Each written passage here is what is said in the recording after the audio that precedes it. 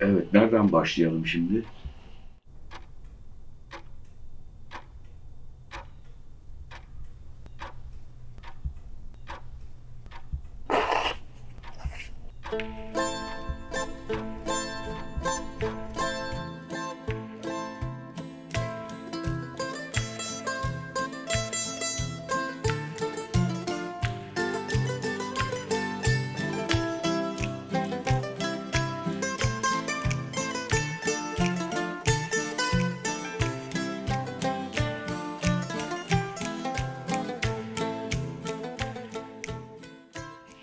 Ya ben çekirdekten yetişme bir ciltçi değilim. Aslında ortaokuldaki resim el işi dersinde biraz öğrendim. Sonra işte bu ansiklopedi furyası döneminde arkadaşların işlerini yaparak evde başladım. Tam bilmiyordum yani böyle dikiş usullerini, ayrıntılarını, çeşitlerini bilmiyordum. Bunu da Cağaloğlu'nda o zaman şimdi büyük ihtimalle vefat etmiştir. Osman amca vardı. Osman amcadan bazı püf noktalarını öğrendim. Gidip gelerek ona yardımcı da oldum biraz. Çok basit şeylerde.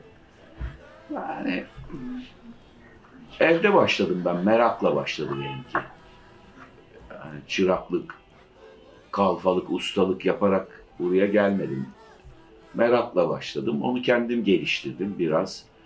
Biraz başka daha önce ciltlenmiş kitapları, ciltleri söküp yenilemek için temizlerken dikişlerine baktım, nasıl yapıldığına baktım, ölçü nasıl alınıyor, nasıl kapak hazırlanıyor, renkler nasıl tercih ediliyor konulara, kitaplara göre.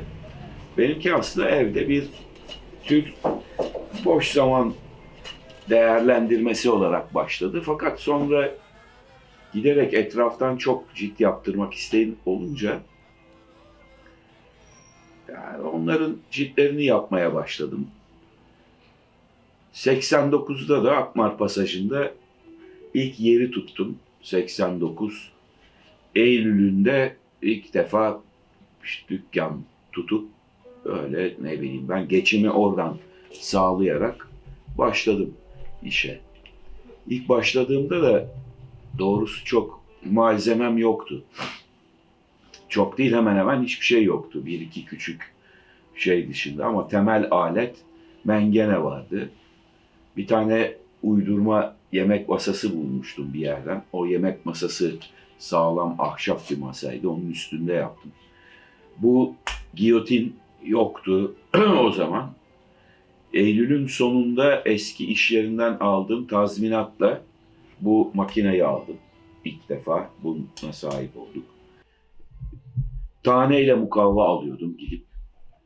1-2 metre cilt bezi alıyordum. 1 kilo tutkal alabiliyordum filan bu şekilde yani başladı benim şeyim esasında.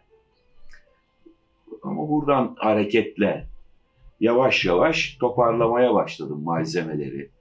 İş gelmeye başladıkça ona göre malzeme almaya başladım. Herhangi bir bu işe başlamada esas temel sermaye kendi beceriniz yani ustalığınız, beceriniz. Başka onun dışında bir sermayesi başlangıçta yoktu.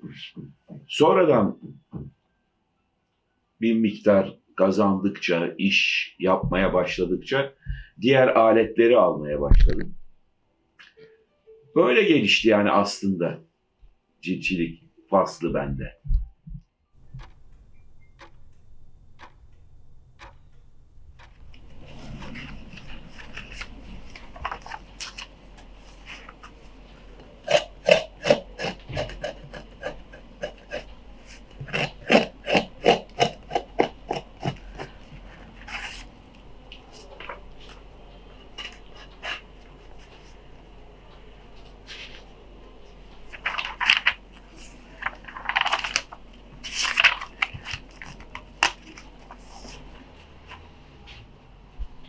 Merhaba Doğan Bey, nasılsınız?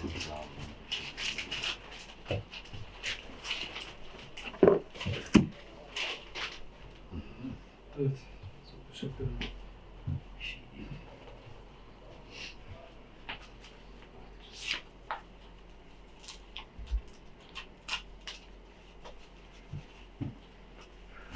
Size sağ olun.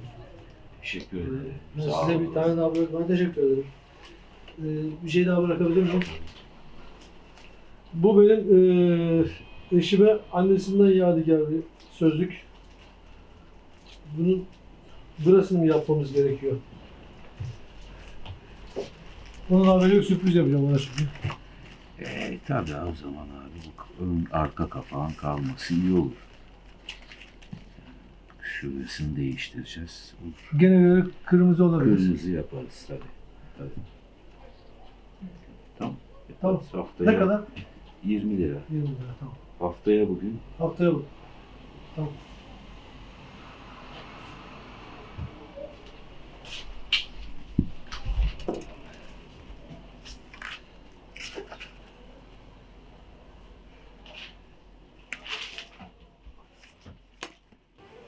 AVM'ler açılmadan önce İstanbul'da, Türkiye'nin her tarafında pasajlar çağı vardı. Her pasajın kendine göre özelliği vardı. Mesela Akmar Pasajı 2 katlı bir pasajdı.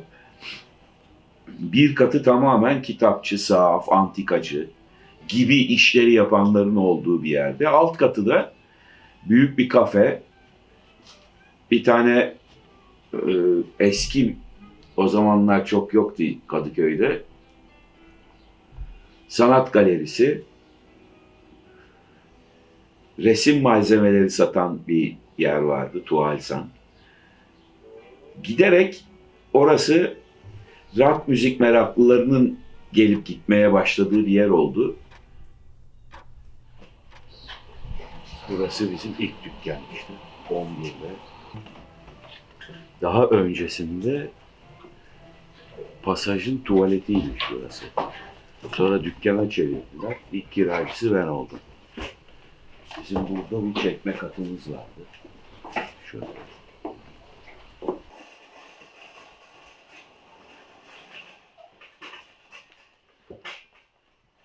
Bak burası bizden sonra, daha önce boştu. Bizden sonra pentagram buradaydı. Burada en eski kalan bir çay ocağı var. Burada onun karşısında takıcı var.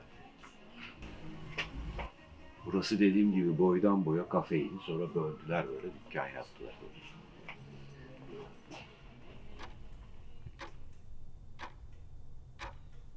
Çok zengin bir ortamı vardı. Kültür açısından, işte birikim açısından vesaire filan.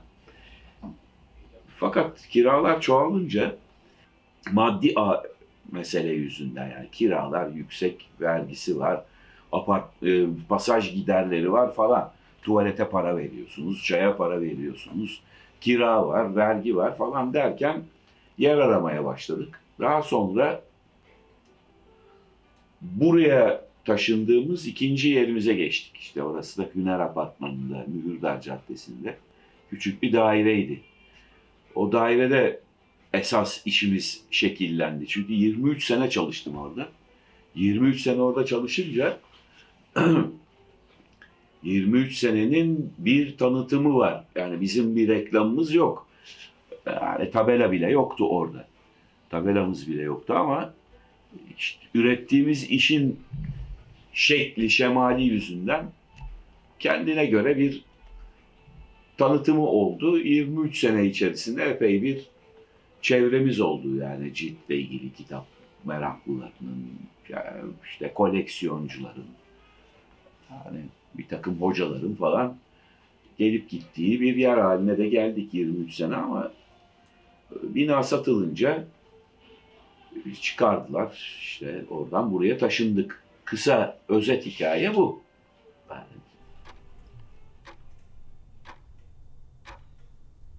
Ufak bir şey buldum ama bakalım yani orijinalini herhalde böyle yapamazsın. Ama abi yapacağız. Doğru diyorsun. Ben sevmiyorum. Bozuk ciddi olduğunu ben rahatsız oluyorum. kapağını mı değiştirelim yoksa bu kapağı kullanalım mı? Yok yok onu kullanma. Onu kullanabilir misin yani? Bak yazarlar kimler bak sen bir meraklısın bak kimler. Tevfik Bey, Sami Rıfat Bey, Akçuraoğlu Yusuf Bey, Reşit Galip Bey. Kadroya bak abi. Hasan Cemil Bey, Afet hanımefendi. Soyadları yok. Baki Bey, İsmail Hakkı Bey, Reşit Saffet Bey. Bu Turing'in kurucusu biliyorsun. Onak mıydı o? Reşit Saffet Atabinen. Ata binen. Bu o. Ha. Bu. İsmail Hakkı Danişment. Baki'nin soyadını bilmiyorum. Afet İnan, Hasan Cemil. Onu da bilmiyorum yani. Cemil Topuzlu olabilir. Reşit Galip. Bunun soyadı yok. Yusuf Akçura. Samih Rıfat. Bunlar tarih kitabı yazmış. Senede 1931 doğumlu. Ya. Sen şimdi ne yaparsan yap. Bunu işte bana adam et. Güzel bir şey. Orijinal bu yok ya, boş ver, sen bunu geç. Bundan pek lekeler falan var üzerinde yani. Sen bana bunu bordo yap, bordo. Bunu çizemezsin, bunu yapamazsın biliyorum. Bordo yap, güzel bordo. Sayfa kalsın. Ha? O sayfa kalsın. Ha, bir de arkada bir şey var. Yaz onu sen oraya, yaz oraya. Bir şey yok abi. Yok, Ha, şeyde, arka taraf. en arkada yarın birisi bir şey koparmış buradan bak. Buradan bir tablo gitmiş Gitmiş abi. o, çok hoşuna gitmiş. Evet. Kimse o. Evet. Tamam mı? İki tane hatta. Bir bu tarafta, Evet, bir evet, bu tarafta. evet. Çok güzel resimler var içinde ya. Harika. Değil mi? Değer. Onu sen adam ede. O sayfayı bilmiyorum. Onu O kalacak öyle. abi. öyle kalır. Tamam. Şey de yapabilirsin bak. Bunu onu at bir kere. Onu at. Tamam, onu atıyoruz. Onu böyle buradan alabilir misin? Bunu mu? Ha. Alırız abi. Oraya zaten bir boş kağıt koyacaksın değil mi? Bir boş kağıt koyacaksın. Onda oradan koy. Bu değil ama benim dediğim. Bunu mu yapacağım? Biraz daha Yok. koyusu vardı be canım be. O yok mu? Biraz daha koyusu. Buluruz bir şey abi. Şunun gibi mesela. Bakayım. Ah! Seni çok seviyorum. Biliyorsun ya. Sağ olasın be. Yani hakikaten çok zevk alıyorum buraya geldiğim Sağ ol, zaman. Sen onu teşekkürler. yap. 1-2 ay sonra yokuz artık. Ne diyorsun? Yıkılıyor mu? Ya gönderiyorlar buradan bizi. Nereye gideceğim? Bilmiyoruz. Yer bakıyoruz. Haber verirsin, ben bulurum. Sen seni. bulursun ya bizi. Ben bulurum da üzüldüm Biz ama. bu yer bulalım önce. Sen önce bir yer bul ve istimlak olacak burası değil mi? Yok.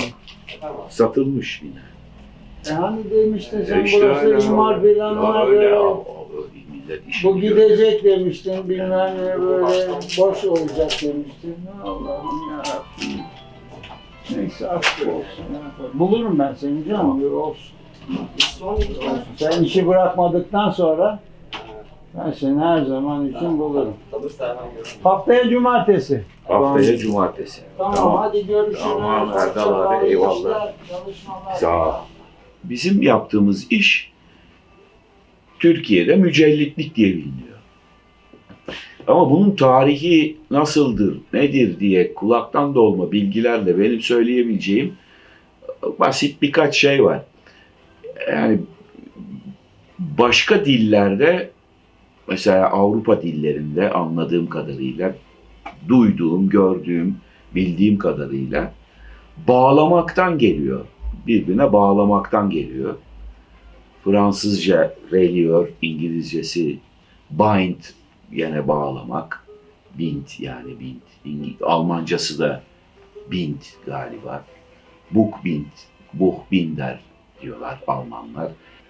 Mesela o Avrupa dillerindeki kökü dinle ilgili. Dinle yani religion mı, religion filan neyse.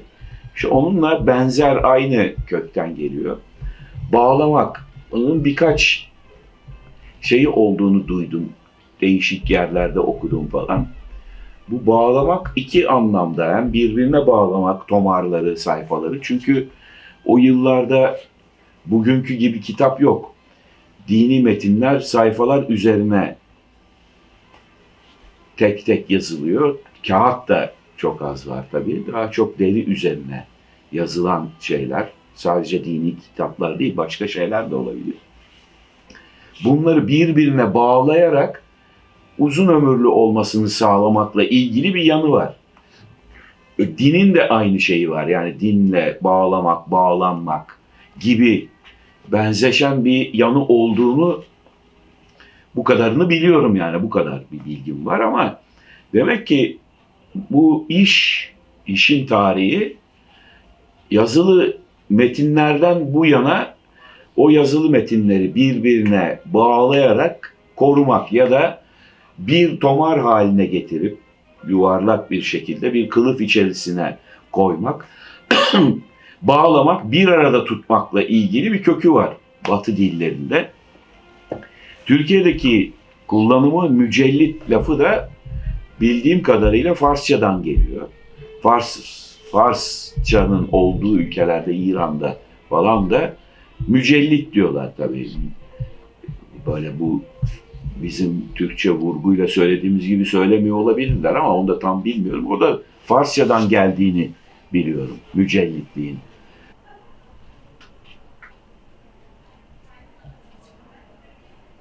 Açık Radyo 94.9.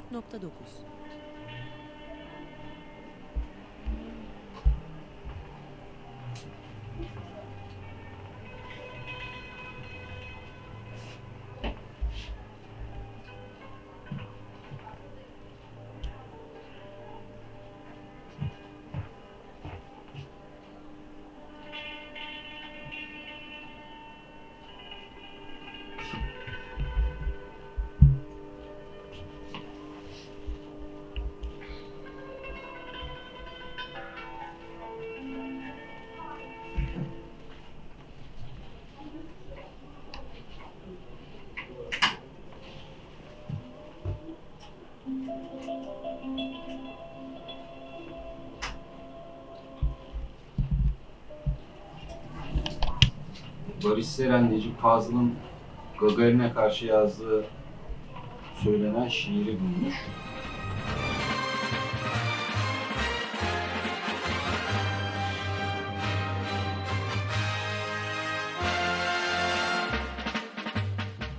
Allah'a dil çıkarır gibi küstah bir yarış. Farkında değilsin ki ay dünyaya bir karış. Keza da milyarlarca ışık yol mesafe. Senin saniyelik zafer, ilmi hurafe. Kavanozda kendini deryada sanan balık. Ne acı vahşet, mağrur ölümdeki kabalık. Kezada Allah diye bir şey yok iddiası. Gel gör kaç füzeye denk bir mümin duası. Falan diye devam ediyor. Sinirlenmiş. Evet, nasıl uzaya çıkarsınız? Tabii Allah'a sen ne yani? Neyi bulma derdiniz?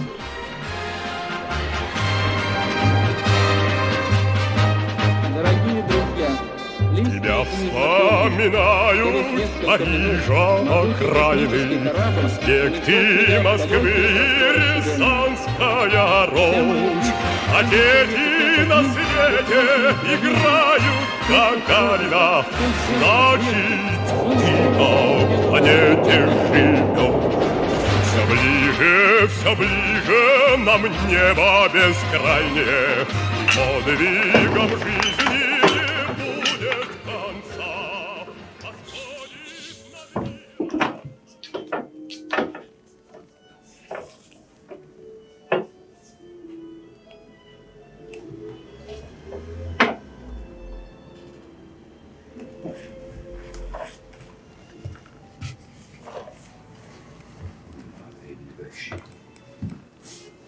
Teşekkürler.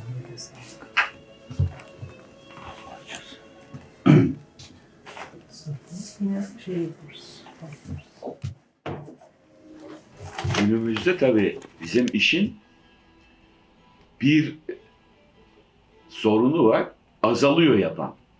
Bu işi yapan azalıyor. Çünkü yani bu dijital ortam dedikleri şey insanlarda bir tür yanılsama yaratıyor. Orada her şeye ulaşabileceklerini varsayıyorlar. Ve yani sohbet ederken filan en çok söylenen şey sizin meslek bu yüzden mi ölüyor filan diye. Kısmen bu yüzden ölüyor ama esas problemi hem o dijital ortamın getirdiği yüksek hızlı tüketim bir kültür yaratıyor. Bu kültür kökünde de kullan at kültürü var. Kullan at kültürü yazıyı da, kitabı da, basılı herhangi bir şeyi de biraz değersizleştiriyor. Biraz değil, epey değersizleştiriyor. Kültürel bir tür yozlaşma var. Tüketim arttıkça tüketimcilik egemen oluyor. O zaman da yani dijital ortamın beslediği bir şey bu. Kendisi başka, dijital ortam besliyor bunu. Ve azalıyor tabii, bu mesleği yapan azalıyor o yüzden de. Biz nasıl ayakta kalabiliyoruz? Ama şimdi düşünecek olursak matbaanın icadından bu yana ya da Türkiye'de matbaa kurulduğundan bu yana ki eski şeylerde Türkiye'de ilk işte Türk matbaacı olarak müteferrika bilinir ama ondan önce birçok matbaa var. Ermenilerin matbaaları çok önemli. O zamandan beri binlerce kitap basılmış, yüz binlerce kitap basılmış. Şimdi o kitapların bir kısmı ciltlenmiş ve cildi bozulmuş veya ciltlenmemiş, onlar kalıyor. Günümüzde de kitaplar çıkıyor. Bu kitapların önemli bir kısmı korunmak isteniyor. O yüzden de hem o kadar çok kitap basılmış, binlerce, yüz binlerce, milyonlarca, hem onların devam etmesi gerekiyor hayata. Onun için cilt yapılması gerekiyor. Hem de yeni kitaplar, dergiler, gazeteler çıkıyor. Onların korunması gerekiyor. Bu sadece meraklıların yaptığı bir iş değil. Meraklı olanın yaptırdığı bir iş de değil sadece. Koruma meselesi, geleceğe bırakma, bir iz bırakma meselesi gibi bir şey bu kitap ciltletenlerin. Biz de burada bir yerde duruyoruz, yani bu arada bir yerde duruyoruz. Yapan azalıyor, yaptıran da azalıyor doğal olarak. Ve bilinen bir iş olmaktan çıkıyor. Ben şimdi mücellit dediğim zaman kesinlikle bir şey anlaşılmıyor. Bilenler de onu büyük bir sanayi şeyi sanıyorlar. Yani büyük sayıda kitapların ciltlendiği, o sizin kitapçılarda gördüğünüz şekildeki ciltlerin yapıldığı, onların karton kapaklarının takılması işine bile mücellitlik dendiği için oraya gidiyor akıl daha çok. Bizimkisi böyle bir el işi, el zanaatı olarak devam ediyor. Eder bu iş daha. Ya yapan sayısı azalır. Mesela Türkiye'de bu tür bir iş yapan, hani Türkiye'yi bilmiyorum şimdi sallamayayım da kafadan, ama İstanbul'da 4-5 taneden fazla değildir. Koca İstanbul'da, ki burası 20 milyonluk bir şehir şu anda. Yani bundan daha önce ben bu mesleğe başladığımda sadece Kadıköy'de 5 tane ciltçi vardı. Yani sadece cilt yapan. Matbaanın yan işi olarak değil. Sadece ciltçilikle geçinen insan Kadıköy'de, bu küçük ilçede, o zaman küçük bir ilçeydi. Bugünkü gibi bir hayatı yoktu, kendine göre daha farklı bir orta sınıfların yaşadığı, geçişkenliğin çok olduğu, daha çok hocaların, avukatların vesairelerin oturduğu bir semtti. O yüzden de farklı bir, bu tür yönde, bu yöndeki kültürel yapısı farklı olan bir yerde. Şimdi demin dediğim gibi de bu mesleği söylediğimiz zaman bilen yok. Hatta ben vergi dairesine ilk gittiğimde, yıllar önce, kaç sene önce işte, yani 25 sene filan önce, hangi meslek dalında olduğunu bulamadılar. Çünkü yazar kasa kullanıp kullanmayacağımı sordum ben bu yazar kasa zamanında. Baktılar bütün sirkülere, şuraya buraya. Böyle bir iş o zaman kayıtlı değildi. Şimdi bereket uyandılar da bunun adını, kodunu koydular artık yani. Gerçi uyandılar dediğim pek iyi olmadı. Çünkü her işe vergiyi geçiriyorlar insan ayaküstü de. Yani bu burada da böyle oldu. Keşke gizli kalsaydı bu işte. Ve biraz da devlet babaya bu kadar yardımcı olmaktan kurtulsaydı, daha az yardımcı olsaydı. Evet abi, bu.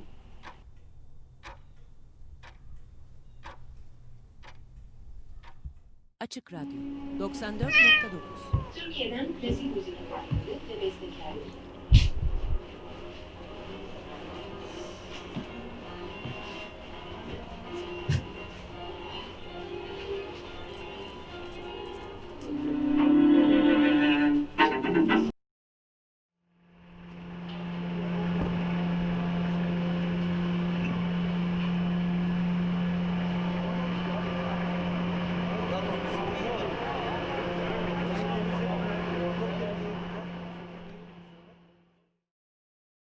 İlk burada duruyor bende kayıtlar, işte bu taşınma dolayısıyla görmüş oldum. Verdiğimiz kirayı işte 20 senede 40 kat artmış. Yani 40 kat artan bir fiyat ortamında yaşıyorsunuz bir yandan da. Bu yani Türkiye'deki ve dünyadaki hakim sistemin bu tür zanaatlara nasıl bir baskı şey olduğu da açıkça görünüyor işin içinde. O açıdan da hoş değil yani. Tamam, güzel tarafları da var. Zahmetli tarafları da bunlar. Zahmetli tarafları piyasa ekonomisi, düzenle ilgili. Düzenleyici hiçbir şey yok. Bu işin fiyatı belli değil, ederi belli değil, karşılığı belli değil. Bir destek yok yaptığınız zanaat. Sözde herkes tarafından "Aa, çok iyi, siz bunu yaşatıyorsunuz" falan filan diye böyle geyikler yapılsa bile aslında bunun bir desteği yok. Hiçbir kurum desteklemiyor. Ne belediyesi, ne devleti, ne hükümeti, hiçbir kurum desteklemiyor sizi. Yani biz dileniyor durumunda değilim bunu söylerken. Dünyadaki başka pratiklerinden hareketle söylüyorum. Bu mesleğin yaşatılması isteniyorsa öyle olacak. Meslek çünkü bu da bir çeşit. Yani çok da getirisi olan bir meslek değil. Yani emek yoğun. Emek yoğun olduğu için de her zaman o daha düşük bir şey oluyor. Spekülatif bir iş yapmıyorsunuz. Yani 3'e alıp istediğiniz fiyata sattığınız bir şey değil bu. O yüzden de bu tarafları da görünmeli. Kültürel yozlaşma işinizi azaltıyor. O yüzden de az yapılan bir meslek olduğu için sıkıntı yaratan, sorun yaratan yanları var. Çünkü değeri kalmıyor. Değerler sistemi kültürel bozulmayla birlikte değiştiği için sizin değeriniz yok oluyor. Yani eski iş yerimizden çıkmamızın ana nedenlerinden biri bu. Bina satıldı. %90 orayı hizmet sektörüne uygun bir iş yapacaklar orada. Yani kafe, bar vesaire filan. Yani çok mu lazım bilmiyorum memlekete. Hoş. Biz mi çok lazımız? O da belli değil tabii. Evet.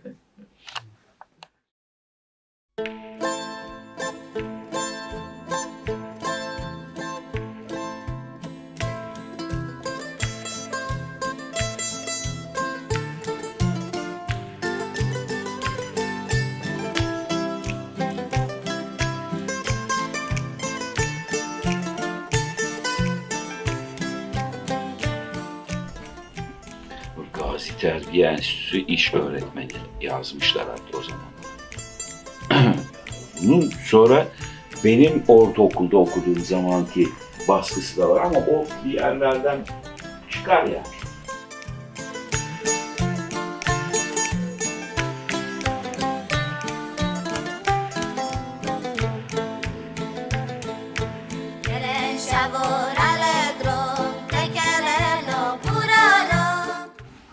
Bir tane İngiliz getirdi. Dedesinin, kaptan olan dedesinin seyir defteri el yazısıyla tuttuğu, içini resimlediği 1800'lü yıllarda İngiltere'den çıkıp Avustralya'ya giden bir geminin seyir defterini tamir ettik. Mesela ilginç bir konu. El yazıları ilginç, çizimler ilginç. Sahaflar da söylerler yani o kadar çok kitap görmelerine rağmen sahaflar da söyler. Biz daha çok çeşit kitap görüyoruz sahaflardan. Sahafların görmediği, bilmediği şeyleri bile görüp bilebiliyoruz zaman zaman. O kadar çeşitli müşteri genişliği var kitapla ilgili yani. Tabii söylediğimler. İngilizlerin gene bir el kitabı, basit, amatör evde cilt yapacak olanlar için hazırlanmış bir kitap bu da İngilizce. Ve İngilizce kitap. Bu da eski bir şey olması lazım. Bunlar da tarih basar mı? 32'de basılmış bu. 1932.